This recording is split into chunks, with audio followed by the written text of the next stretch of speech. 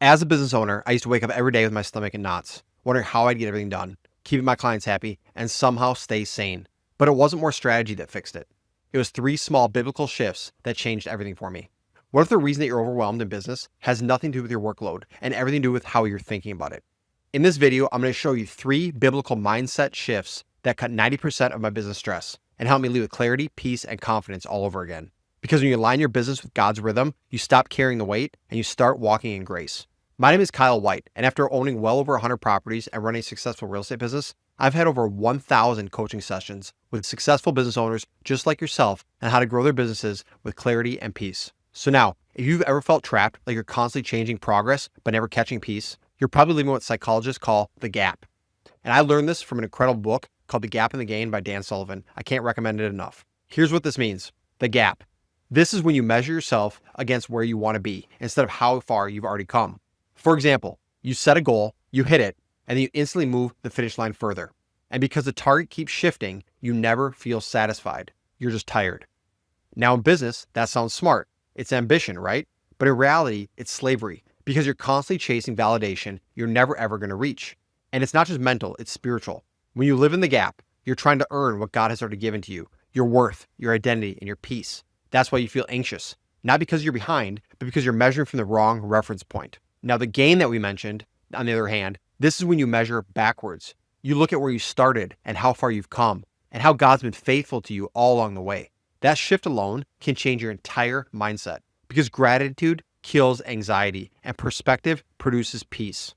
Here's the problem. The world rewards performance only, but the kingdom rewards your presence. Because in Matthew 11:28-30, Jesus said it just like this. Come to me, all who are weary and burdened, and I will give you rest. Take my yoke upon you and learn from me, for I am gentle and humble in heart, and you will find rest for your souls. That's not a suggestion, it's an invitation. Jesus didn't say, perform for me. He just said, come to me. And that's where most of our stress starts. We're performing for God instead of walking with him. We treat success like a scoreboard instead of stewardship. We measure our value by what we produce instead of who we're becoming. But here's the truth. God doesn't measure progress the way the world does. He's not grading you on your growth charts. He's looking for faithfulness. And when you shift from performance to presence, you stop comparing, you start listening, and you begin to experience peace in your work again. And here's how to start living in the gain and not in the gap.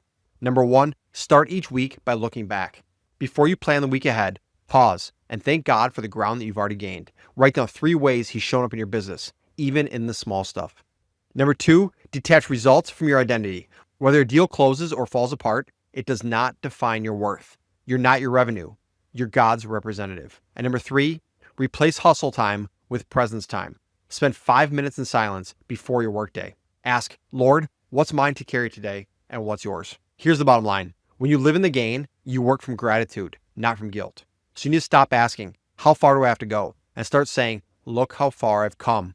Take a moment to realize where you are now from where you started. And that simple shift from performance to presence will cut more stress than any system, tool, or strategy ever could. Now, if this message is already resonating with you, grab my free guide, The 12 Laws of Faith-Driven Success. It'll help you grow your business with both profit and with peace, God's way, not the world's way. I put a link in the description. All right, let's jump back into the message now.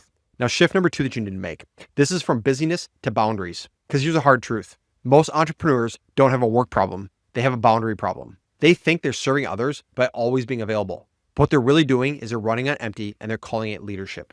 You answer emails at 10 p.m. You check your phone before you check in with God. You tell yourself you're just being responsible, but deep down, you know it's unsustainable. And I get it. I've been there. The world celebrates busyness. It tells you the more accessible, more responsive, the more on you are, the more successful you're going to be. But here's the problem. Availability doesn't equal impact. Being constantly available doesn't make you better at business. It just makes you tired. Because when you say yes to everyone, you end up saying no to the things that matter most. Your peace, your purpose, and your people. That's why Jesus modeled something so radically different. In Mark 1:35, it says, before daybreak the next morning, Jesus got up and he went out to an isolated place to pray. Think about that. Jesus had crowds of people waiting on him. He was literally changing lives, healing the sick, and building the kingdom. But yet, he walked away to be alone with the Father. If Jesus, the Savior of the world, needed space to recharge, what makes us think that we can run 24/7 without it costing us something? Because here's the truth. When you don't create boundaries in your business and in your life, burnout will create them for you. You can either build the rest into your rhythm, or you'll be forced to take it when your body, your mind, or relationship collapses. I saw it just happen with one of my best friends. very, very successful man, overworked himself, almost killed himself. It made him realize what he had and what he was given, and it made him appreciate it. He took a huge step back in his business, and now he has so much more peace in his life, and his health is starting to improve again. So here's the kicker. A lack of boundaries doesn't just drain you. It distorts your priorities. When you're always in reactive mode, you stop leading with intention, and you end up spending your best energy on everybody else's agenda. That's not stewardship, that's survival.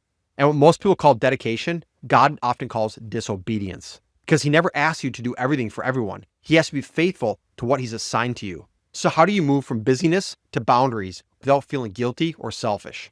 Let me give you a few biblical and practical ways to start protecting what matters most. Number 1, create a peace plan. Every week, look at your schedule and ask yourself, where do I need to protect my peace this week? Maybe it's a family dinner. Maybe it's a Sunday rest. Block it first before the world fills it for you. Number 2, redefine rest as leadership. Rest isn't a reward. It's a requirement. Sabbath isn't time off. It's time with God.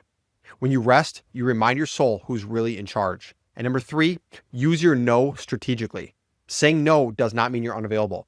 It means you're focused. Every no distraction is a yes to your destiny. Guard your time like it's your most valuable asset, because it is.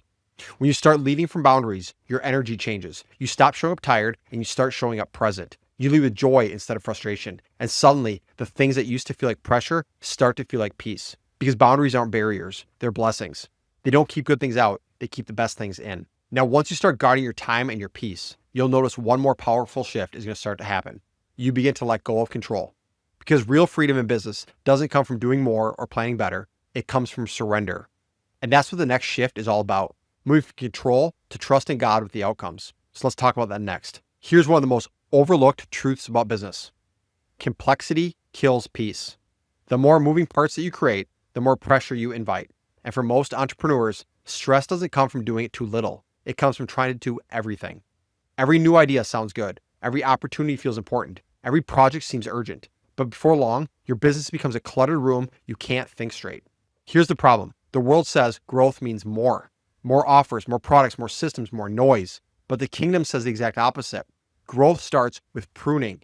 In John 15:2, think about this. Jesus said this, every branch that does not bear fruit, he prunes, so that it will even be more fruitful. In other words, if you want your business to multiply, you have to be willing to simplify.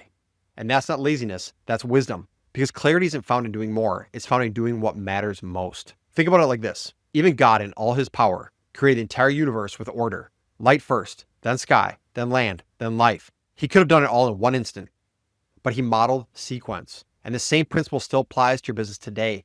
God blesses order, not overload. So how do you move from chaos to clarity when your to-do list never ever ends? Let me show you 3 simple filters that changed everything. Number 1, the one mission rule. Every goal, project, or idea in your business should point back to one clear mission. If it doesn't, it's just noise. Ask yourself, does this move me closer to the core purpose that God's called me to build?